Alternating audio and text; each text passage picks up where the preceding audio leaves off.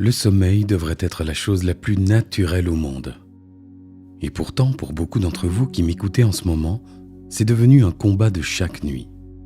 L'esprit qui tourne, le corps qui refuse de lâcher prise, les heures qui défilent pendant que vous fixez le plafond dans le noir. Cette fatigue qui s'accumule, cette frustration de voir le repos vous échapper encore et encore. La séance que je vous propose ce soir est conçue précisément pour cela, pour vous accompagner vers un sommeil naturel et profond. Il s'agit ici de laisser votre système nerveux retrouver son rythme naturel, de permettre à votre mental de se mettre enfin en pause et de vous autoriser à glisser dans le sommeil comme vous savez déjà le faire au fond de vous. L'hypnose voyagonique que je pratique est un outil remarquable pour retrouver le sommeil, parce qu'elle crée un état de conscience particulier où le mental analytique s'efface progressivement, où les pensées ralentissent et où votre inconscient peut enfin prendre le relais. Dans cet état, votre corps et votre esprit deviennent naturellement réceptifs aux images, aux sensations apaisantes, au rythme qui invite au repos.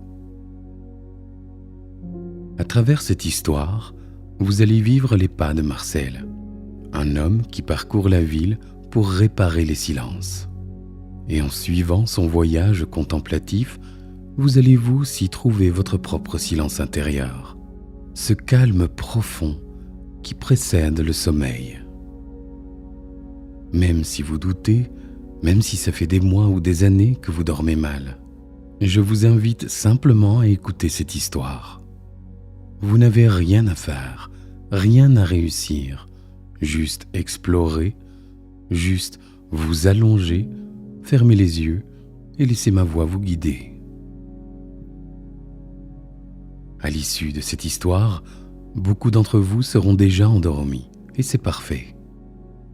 D'autres resteront dans un état de relaxation très profonde, à la frontière du sommeil, et glisseront dans les bras de Morphée juste après la fin. Les deux sont parfaitement justes. En écoutant cette histoire, votre cerveau va naturellement passer en mode repos. Votre respiration va ralentir, votre corps va se détendre et le sommeil va pouvoir venir naturellement. Pendant l'écoute, il est possible que vous ressentiez différentes sensations. Une lourdeur qui s'installe dans vos membres ou une chaleur agréable, peut-être un engourdissement ou simplement un grand calme qui vous envahit. Vous pourrez voir des images ou, au contraire, juste entendre ma voix de manière subtile. Tout cela est parfaitement normal. Il n'y a pas de bonne ou de mauvaise façon de vivre cette séance. Juste votre expérience unique. Alors maintenant, installez-vous confortablement. Prenez le temps de sentir votre corps qui repose, qui s'abandonne à la surface qui vous accueille. Laissez votre tête trouver sa place sur l'oreiller. Vos épaules se déposer. Votre dos se relâcher complètement. Respirez à votre rythme, celui qui vous est naturel. L'air entre, l'air sort. Vous observez simplement ce mouvement qui se fait tout seul depuis toujours.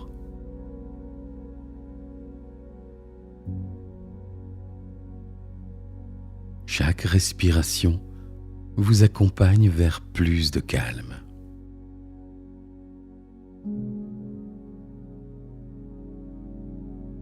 Autour de vous, le monde continue, mais ici, dans cet espace qui est le vôtre, vous pouvez laisser tout cela s'éloigner.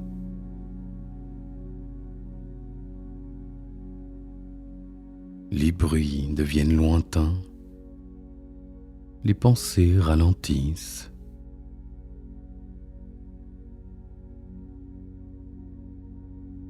votre corps devient de plus en plus lourd, de plus en plus présent.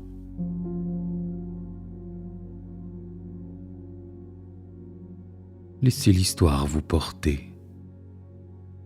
Laissez les images venir à leur rythme. Et si votre esprit s'égare, ce sera parfait.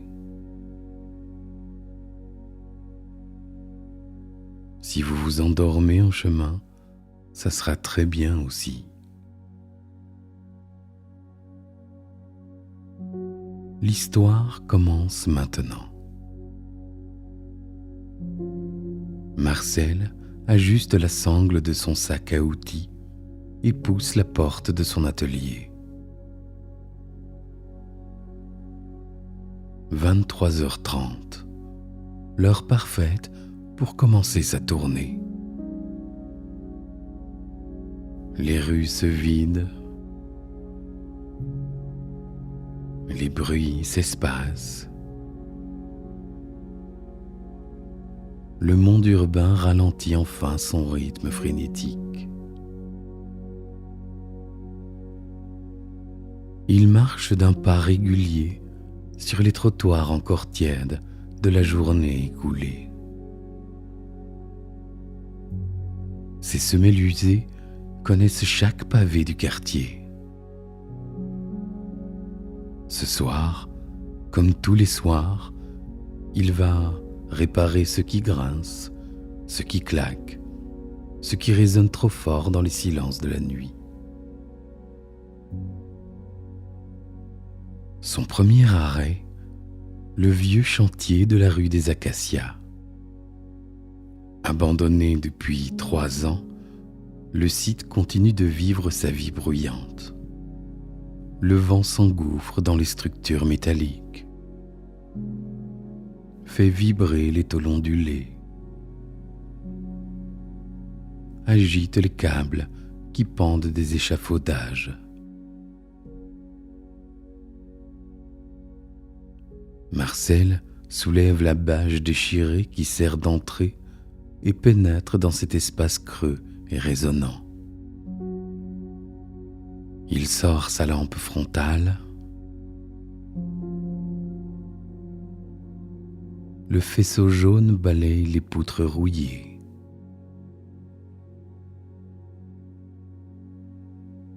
Là, ce câble tendu entre 2 barres d'acier qui siffle à chaque coup de vent. Marcel grimpe lentement sur l'échafaudage, teste chaque barreau. Il monte avec la prudence des gens qui connaissent la patience.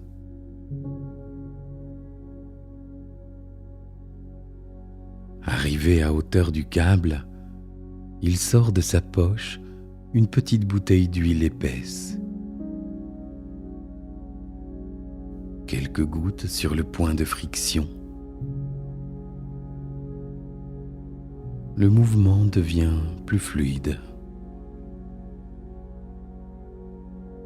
Le sifflement s'atténue et se transforme en souffle à peine audible. Marcel sourit, un bruit de moins dans la nuit.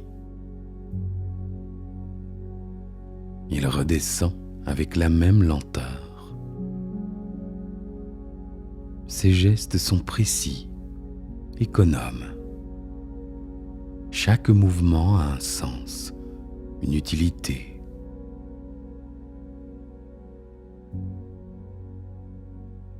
Il traverse le chantier, repère une tôle qui bat contre un mur de béton. Quelques vis bien placées, et la voilà solidement fixée. Le claquement métallique cesse, le silence gagne du terrain.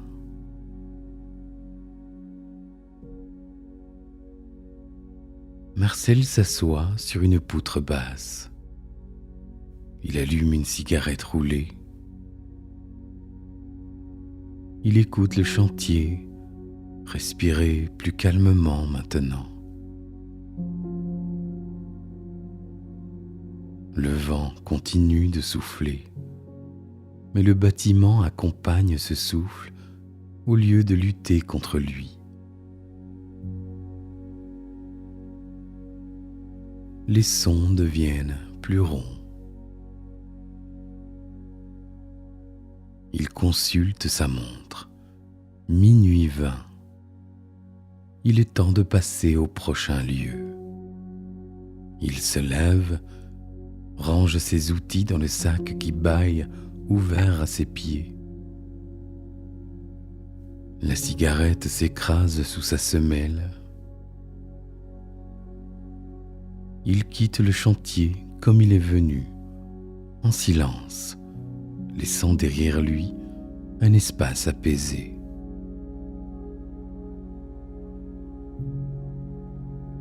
Direction l'horloge municipale de la place Saint-Marc.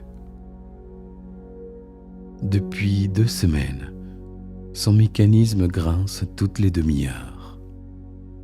Marcel a promis de s'en occuper. La place est déserte. Les bancs accueillent seulement l'ombre des arbres qui dansent sous les lampadaires. Marcel s'approche de la tour de l'horloge.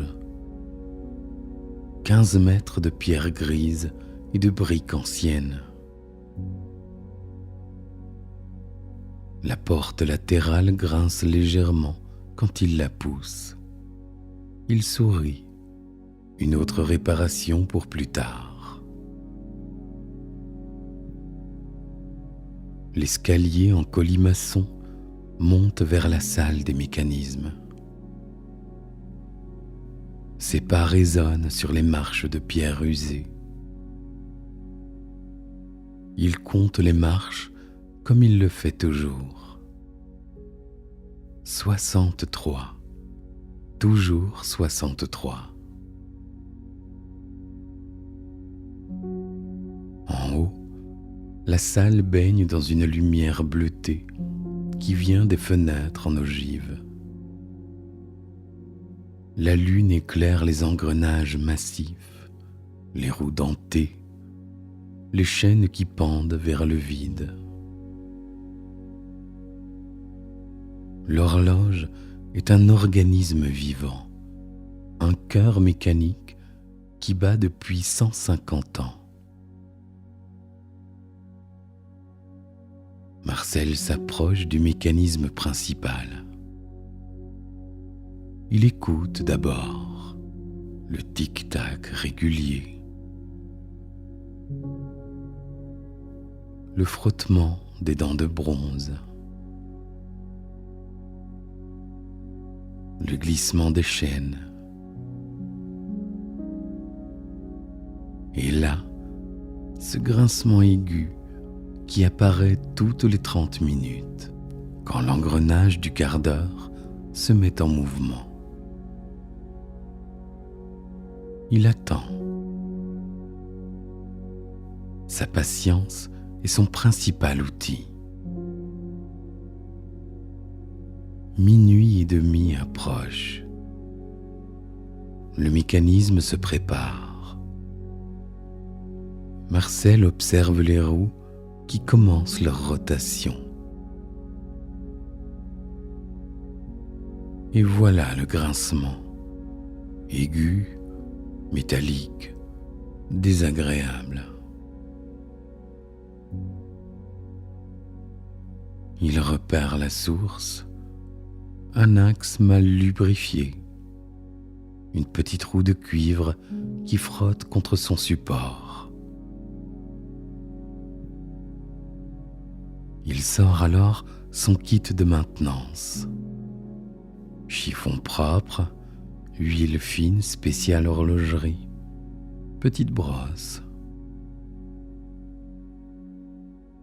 Il nettoie d'abord l'axe, retire les dépôts de crasse accumulés. Puis il applique l'huile avec précision, juste ce qu'il faut. Trop serait aussi mauvais que trop peu.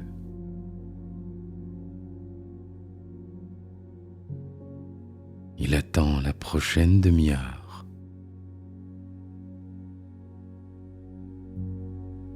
Une heure du matin.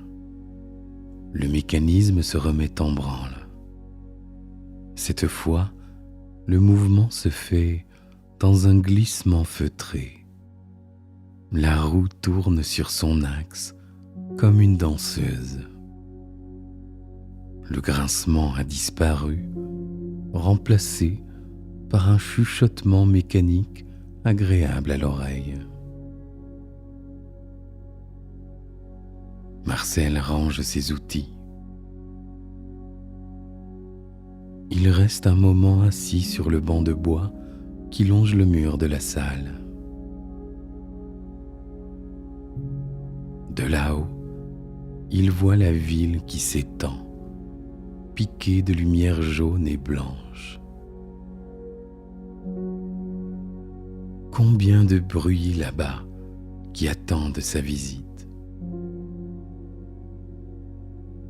Combien de grincements, de claquements, de sifflements à apaiser. Il allume une autre cigarette. La fumée monte en volute lente vers les poutres du plafond. L'horloge tic-tac à côté de lui, compagne fidèle. Il ferme les yeux un instant et savoure ce moment de pause entre deux réparations.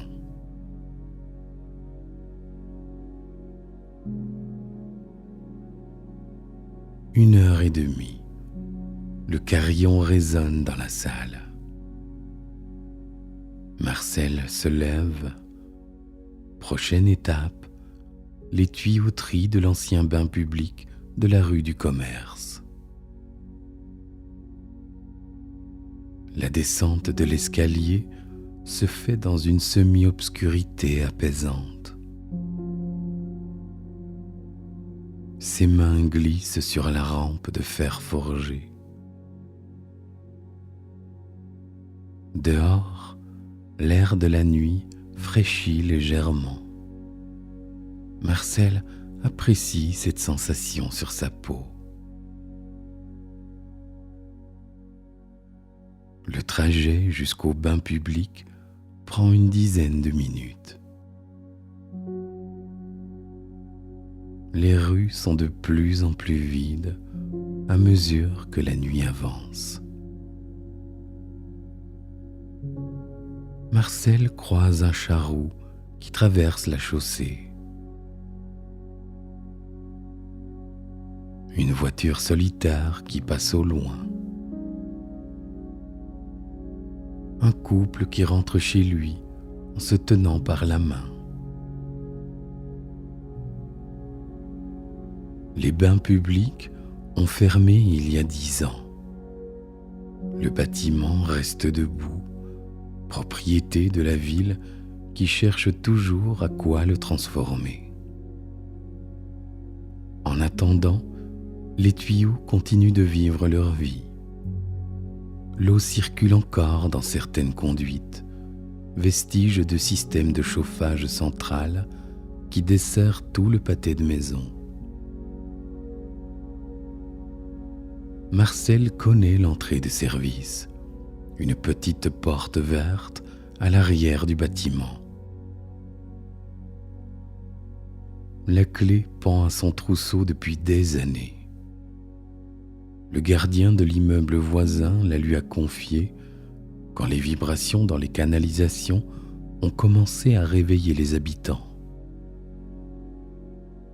À l'intérieur, l'odeur de chlore persiste, mélangée à celle de la pierre humide. Marcel descend au sous-sol.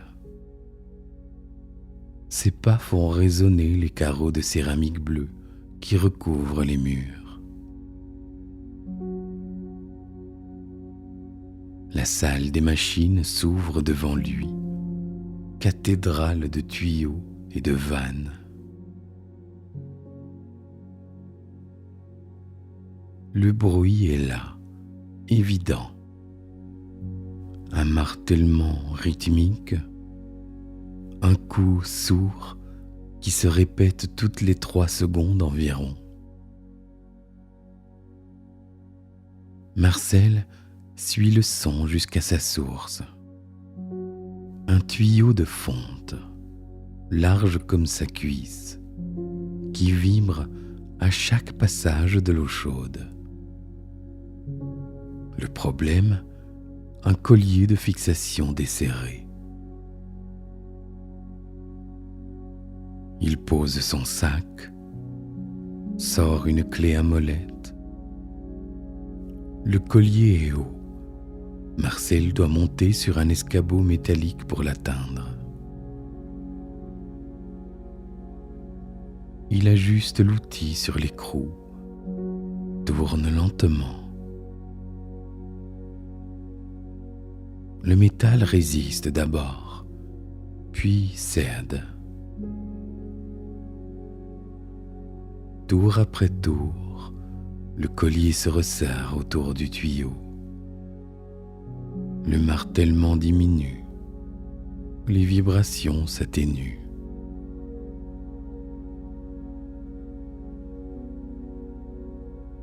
Quand le collier est parfaitement serré, le tuyau se tient fermement contre le mur. L'eau continue de circuler à l'intérieur, mais le bruit a changé. Au lieu du coup sourd et répétitif, il reste seulement un léger frémissement, presque agréable.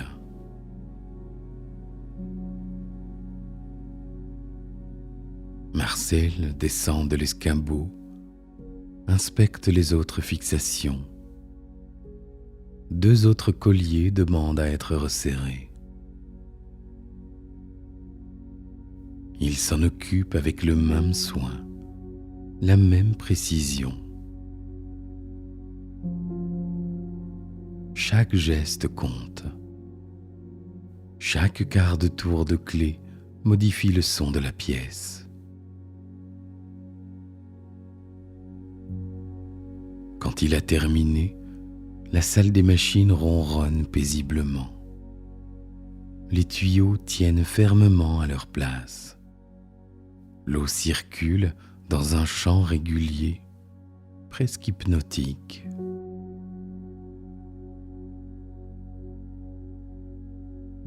Marcel s'assoit sur un vieux banc de bois, écoute cette symphonie mécanique apaisée.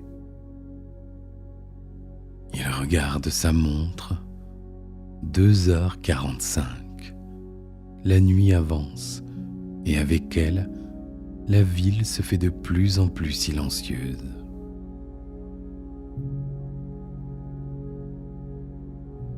Marcel remonte à la surface, referme la porte verte derrière lui. Dans la rue, le lampadaire projette son ombre longue sur le trottoir.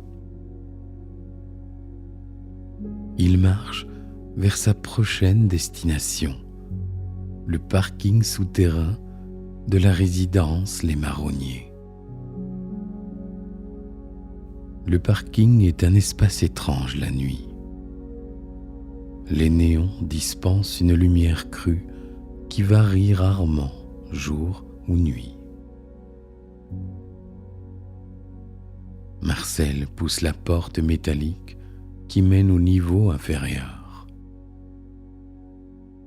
Le bruit l'accueille immédiatement. Un bourdonnement électrique constant, irritant. Il descend au niveau -3. Là, dans le recoin nord-est, un transformateur ancien grésille et bourdonne. Marcel connaît bien cet appareil. Il vient le visiter toutes les 3 semaines environ. Le transformateur est logé dans une armoire métallique fermée par un cadenas. Marcel a la clé, confiée par le syndic de la résidence. Il ouvre l'armoire, révélant le bloc gris du transformateur. Le bruit vient de connexions qui vibrent légèrement. Il sort un tournevis isolé, resserre les connexions une à une. Chaque vis tournée fait baisser le volume du bourdonnement. C'est un travail minutieux qui demande de l'attention. Trop serré pourrait endommager les fils. Trop peu laisserait le problème en place. Marcel travaille lentement, méthodiquement. Il teste chaque connexion avant de passer à la suivante.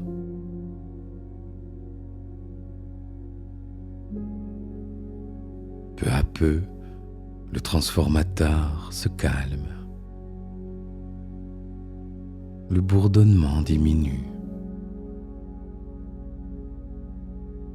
et devient un ronronnement électrique à peine audible.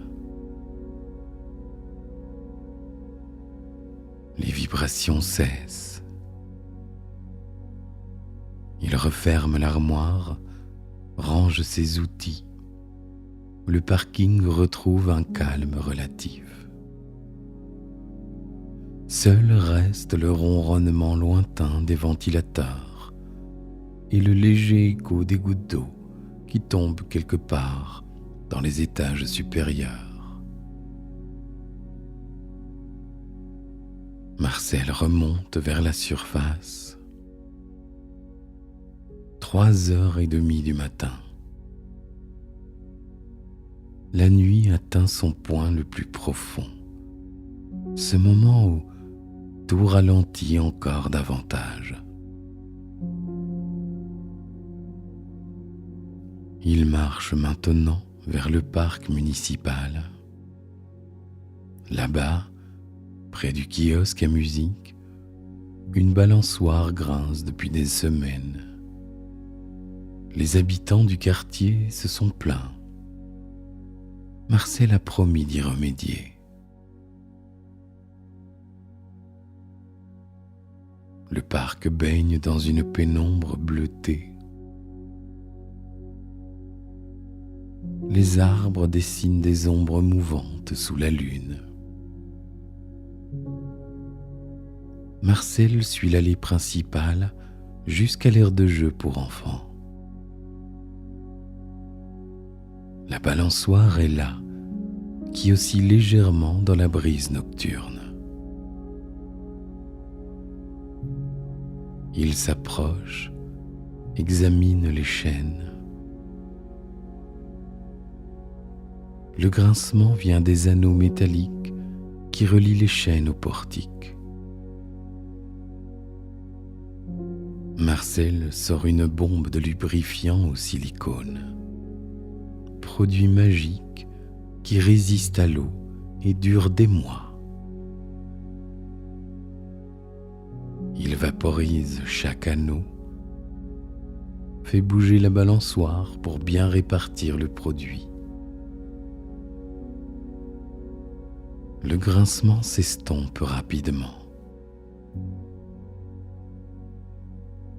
Quelques passages supplémentaires et la balançoire se balance dans un silence presque complet. Seul reste le léger bruissement des chaînes. Marcel en profite pour s'asseoir sur la balançoire et se laisse bercer doucement.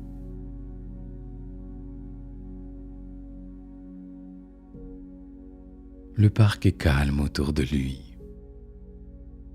Les feuilles des arbres frémissent dans le vent. Et au loin, une voiture passe sur un boulevard périphérique. Plus loin encore, le train de nuit traverse la ville en direction du sud.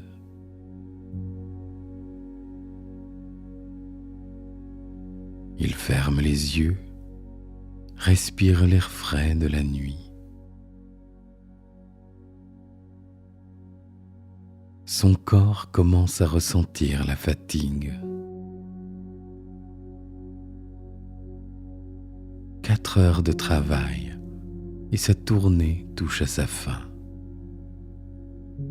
Encore un dernier arrêt. Le portail de l'école primaire Sainte-Anne. Marcel quitte le parc. Il marche lentement vers l'école qui se trouve 2 rues plus loin. Ses pas résonnent sur le trottoir désert. Le ciel commence à peine à s'éclaircir à l'est.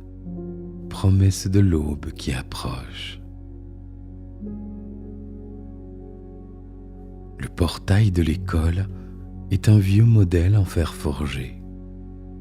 Quand le vent le fait bouger, il émet un gémissement aigu et désagréable. Les enseignants ont signalé le problème la semaine dernière. Marcel examine les gonds. Comme il le pensait, il manque de graisse.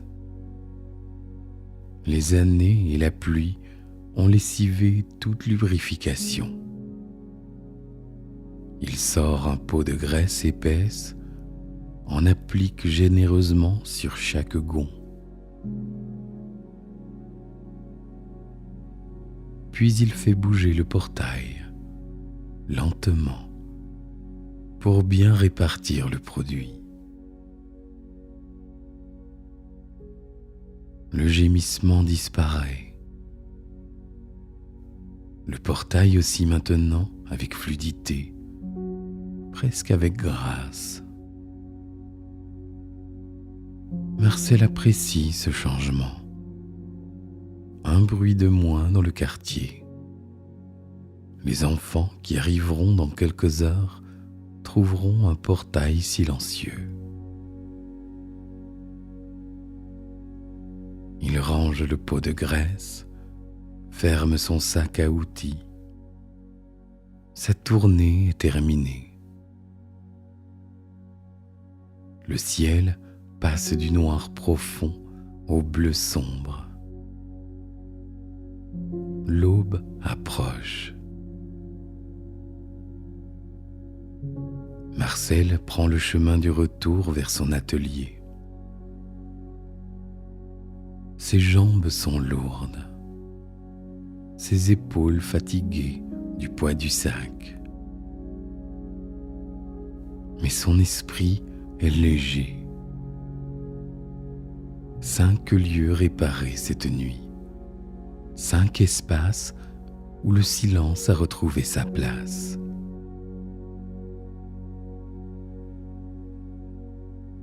Il traverse la place Saint-Marc.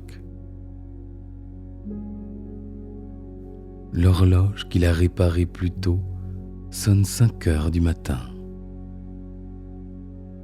Le carillon est clair, net, agréable. Marcel sourit en l'écoutant.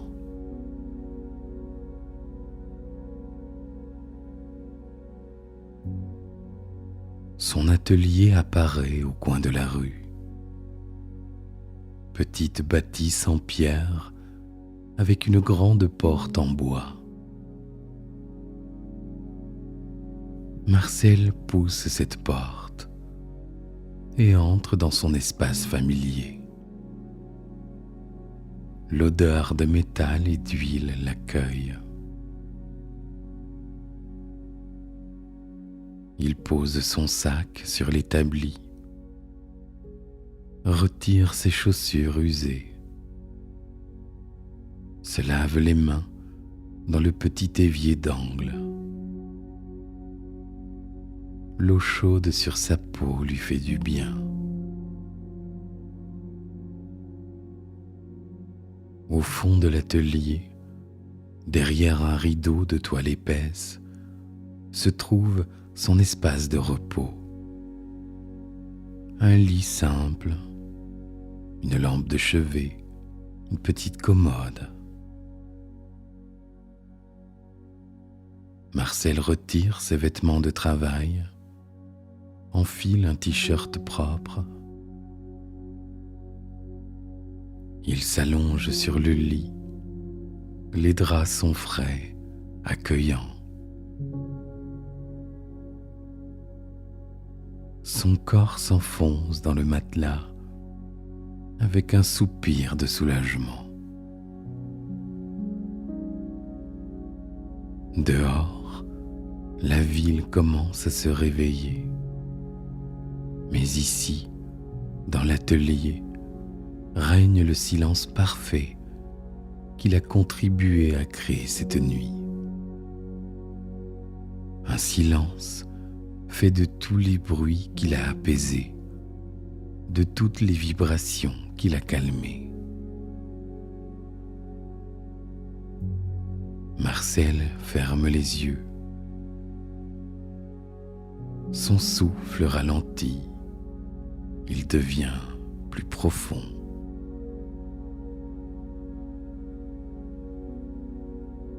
Les images de la nuit défilent derrière ses paupières closes. Le chantier silencieux, l'horloge apaisée, les tuyaux qui ronronnent, le transformateur calmé, la balançoire fluide, le portail qui oscille avec grâce. Chaque lieu réparé devient une note dans une symphonie silencieuse. Une ville qui respire plus calmement grâce à son travail invisible.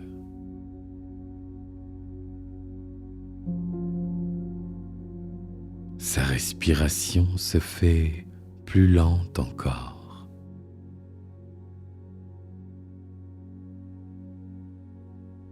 Les muscles de son corps se relâchent un à un.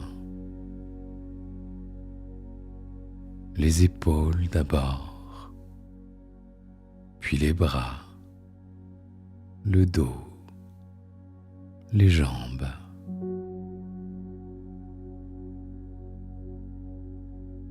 Tout son être s'abandonne au repos.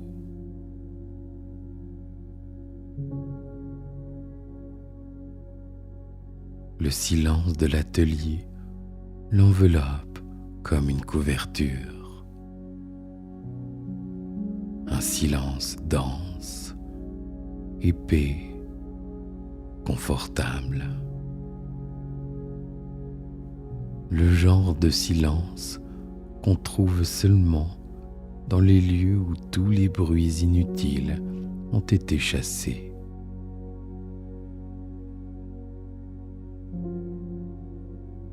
Marcel glisse vers le sommeil. Son esprit ralentit. Les pensées s'espacent, deviennent floues.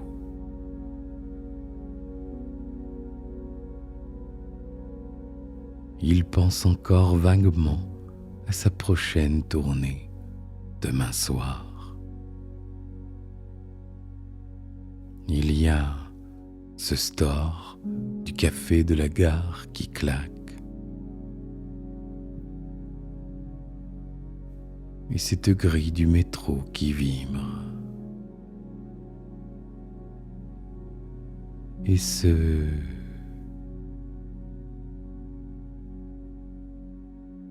mais déjà, le sommeil l'emporte son corps devient lourd, tellement lourd.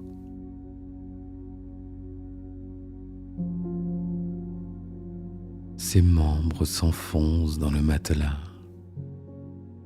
comme s'il pesait le poids du monde.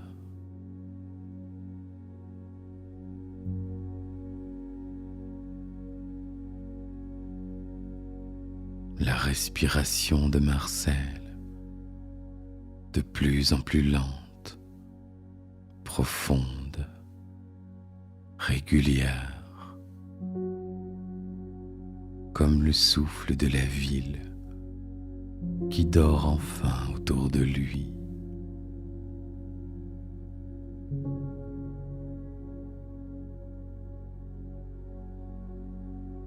Dans l'atelier, le temps semble s'étirer.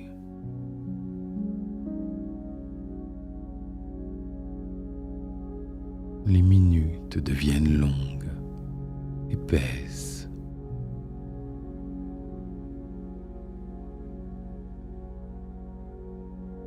Le silence enveloppe tout, même les bruits de la ville qui se réveillent au loin semblent comme filtrés par des couches de ouate.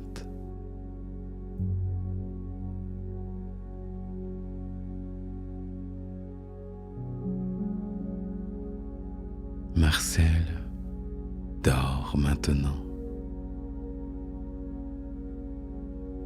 Un sommeil profond, réparateur. Le sommeil de ceux qui ont bien travaillé, qui ont donné à la ville un peu plus de paix. Et dans ce silence, Marcel rêve peut-être. Rêve de ville entière où aucun bruit parasite vient troubler la nuit.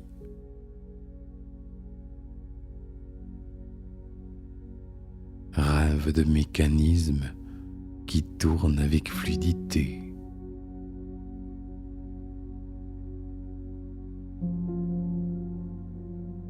Rêve de portails qui s'ouvrent comme des portes de soie.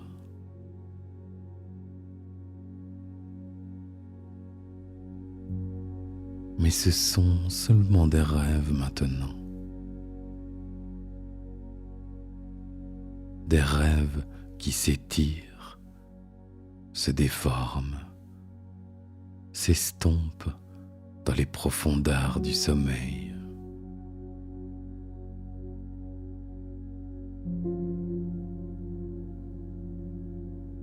Le temps s'écoule, lent et paisible.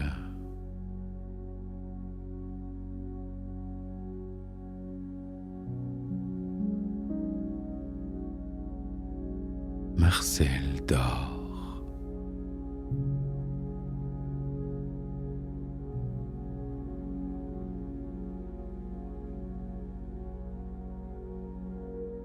Le réparateur de silence, bercé par le silence.